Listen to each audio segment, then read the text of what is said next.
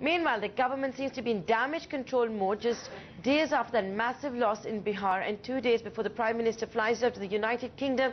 The centre is all set to come out with the first tranche of its promised new reforms later in the day. Latha Venkatesh are joining us with that story. Latha, we do understand the focus on these reforms is likely to be FDI liberalization in as many as 14, 15, maybe even 17 sectors. What exactly are you picking up? Well, there's nothing exact about what we are picking up at this juncture. It's more buzz that is emanating from various ministries. It appears that the government is, as you say, in damage control mode. It may not necessarily be even damage control.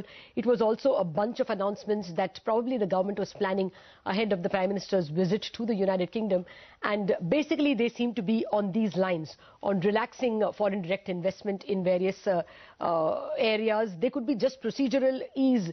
They could be limit ease, depending on the sector in question, because some of these sectors also have 100% FDI. But the sectors that may be impacted in some fashion could be defense, banking, plantation and media.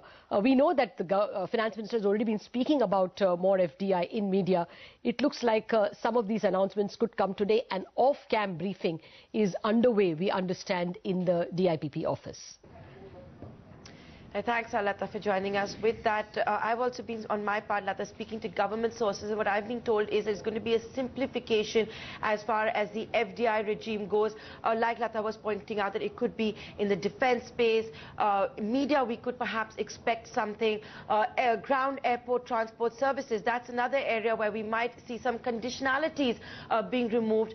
However, big ticket reforms, for example, FDI in education, that may not be announced today. We do understand from our sources that perhaps, for allowing FDI in education, for hiking FDI across the board as far as media goes, anything on e-commerce, maybe the government will play it safe with a discussion paper. But however, given what's happened in Bihar, it's going to be very interesting to see. We do have our correspondent stationed at various quarters in New Delhi, and they will be joining us.